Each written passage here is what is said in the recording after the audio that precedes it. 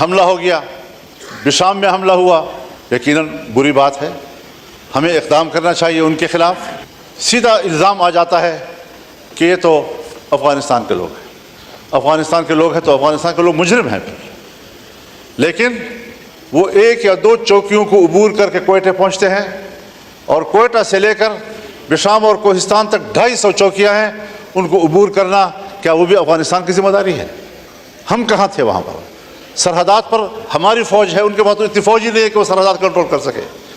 لیکن اس ساری صورتحال میں پارلیمنٹ کو، سیاسی جماعتوں کو، سیاسی قائدین کو ملک کے لیے غیر ضروری سمجھنا، اس سے بڑی حماقت اور دنیا میں اور نہیں ہو سکتی جو ہمارے ہاں کی جا رہی ہے۔ میں سوچتا ہوں کہ کیا ہماری حکومت کے پاس یہ صلاحیت ہے، کیا ان کے پاس یہ اختیار ہے کہ وہ خود فیصلہ کر سکیں، یا اپوزیشن کو اعتماد میں لے کر پارلیمان خود اس کے لیے کوئی اقدام کرے، مذاکرات کرے؟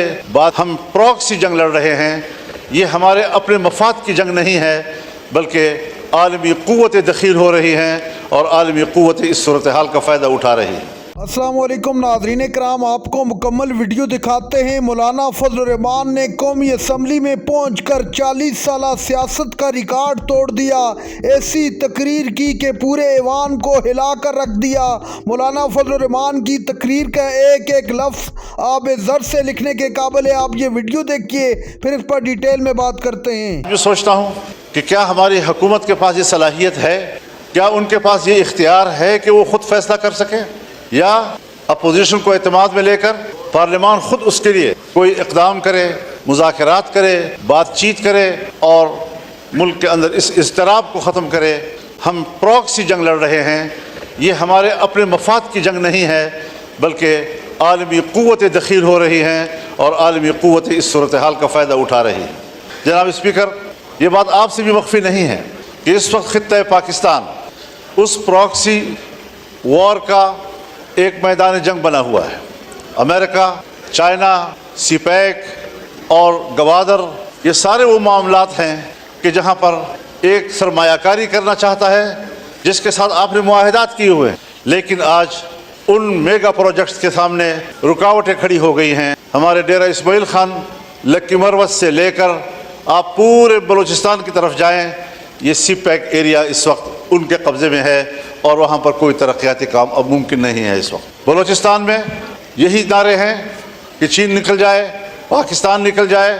حالات یہاں تک چلے گئے ہیں، سنگینی کی صورتحال کا اندازہ آپ اس سے لگائیں کہ کچھ ایریاز میں آج اسکولوں کے اندر، کالجوں کے اندر پاکستان کا ترانہ نہیں پڑھا جا سکتا، ان کے اندر پاکستان کا جھنڈا نہیں لہرایا جا سکتا، ان کے کلاسوں میں پاکستان کا معاشرتی علوم نہیں پڑھایا جا سکتا۔ یہاں تک صورتحال چلی گئی ہے اور ہم دیکھ رہے ہیں آنکھیں بند کر کے کہ شاید شکاری مجھے نہیں دیکھ رہا ہے۔ اس تمام تر نازک صورتحال میں ہمیں قدم اٹھانا چاہیے، بڑی خود اعتمادی کے ساتھ ہمیں قدم اٹھانا چاہیے، حکومت کو بھی اپنی ذمہ داری پوری کرنی چاہیے۔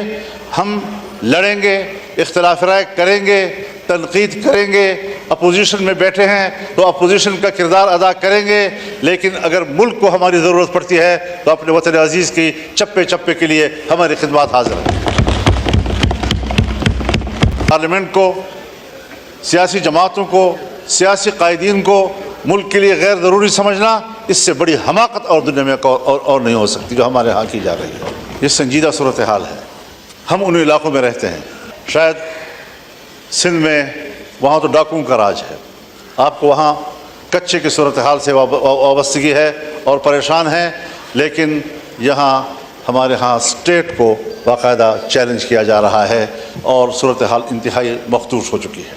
تو اس سارے صورتحال میں ہمارا کردار کیا ہو سکتا ہے؟ میں اب بھی یقین رکھتا ہوں کہ اگر پارلیمنٹ سے درخواست کی جائے کہ وہ آگے بڑھیں، بلوچستان میں جا کر بات کریں، لوگوں کے ساتھ گفتگو کریں، کے پی میں آئیں، وہاں کے لوگوں سے بات چیت کریں، گفتگو کریں، تو صورتحال کو دوبارہ واپس اپنے حالت پہ لایا جا سکتا ہے۔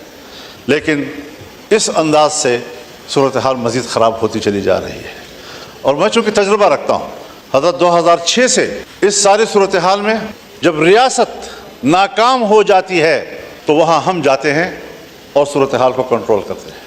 میں ابھی الیکشن سے پہلے افغانستان گیا، ایک ہفتہ میں نے گزارا، पाकिस्तान अफ़गानिस्तान के तमाम शोबों में बाहमी ताउन, सरहदात का मामला, मुसल्लह ग्रोहों का मामला, मुहाजिरीन का मामला, बाहमी तिजारत का मामला, इन सब पर तफसीली गुफ्तगू के बाद मैं मुकम्मल कामयाब वापस आया और मैंने वजारत ख़ारजा और पाकिस्तान के ज़िम्मेदारों को आगाह किया उससे, और वो मुतमईन हुए, अप्रिशिएट किया, कहा मैकेनिज़्म क्या होगा। मैंने कहा वो रियासत का मामला है, मेरा ज़ाती मामला नहीं है, मैं तो अपनी कैपेसिटी में गया था, उनकी दावत पे गया था।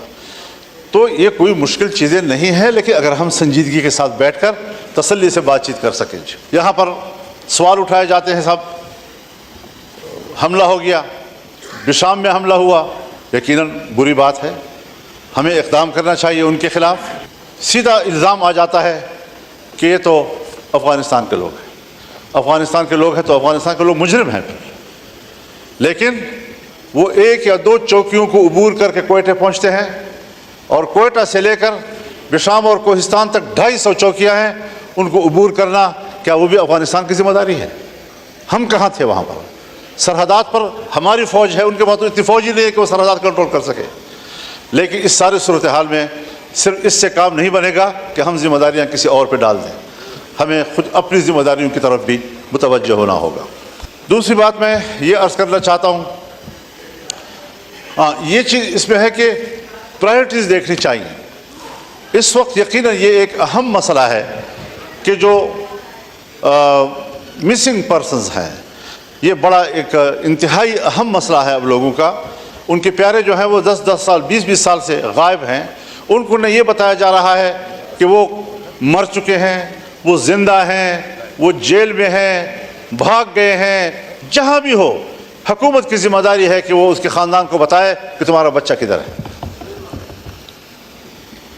हमने तो वो चीज़ें भी देखी हैं कि अगर आर्मी पब्लिक स्कूल का वाक़या होता है, आर्मी पब्लिक स्कूल के वाक़े से 1 साल पहले एक नौजवान पकड़ा जाता है, 1 साल पहले, और फिर जब फांसियाँ दी जाती हैं तो आर्मी पब्लिक स्कूल पर हमले के पादाश में उस 1 साल पहले वाले कैदी को भी उस फहरिस्त में डाल दिया जाता है कि ये भी कातिल था, और उसको फांसी दे दी जाती है। इस किस्म की चीज़ें लोगों में बदएतमादी पैदा करती हैं, इस किस्म की चीज़ें लोगों में नफ़रत पैदा करती है। मैं चाहता हूँ कि कौम फ़ौज पर एतमाद करे। नाज़रीन कराम, आपने वीडियो देखी। मौलाना फजल रहमान ने कौमी असम्बली में पूरी कौम के सामने शहबाज शरीफ को बड़ी नसीहत कर दी। मौलाना फजल रहमान ने कहा कि इस पार्लियामेंट को इकट्ठे लेकर बैठो ताकि मुल्क के अंदर जो अफरा तफरी का आलम है वो ख़त्म किया जा सके, उसके बगैर मुल्क आगे नहीं बढ़ सकता। शहबाज शरीफ, अभी भी वक्त है, होश के नाखन लो।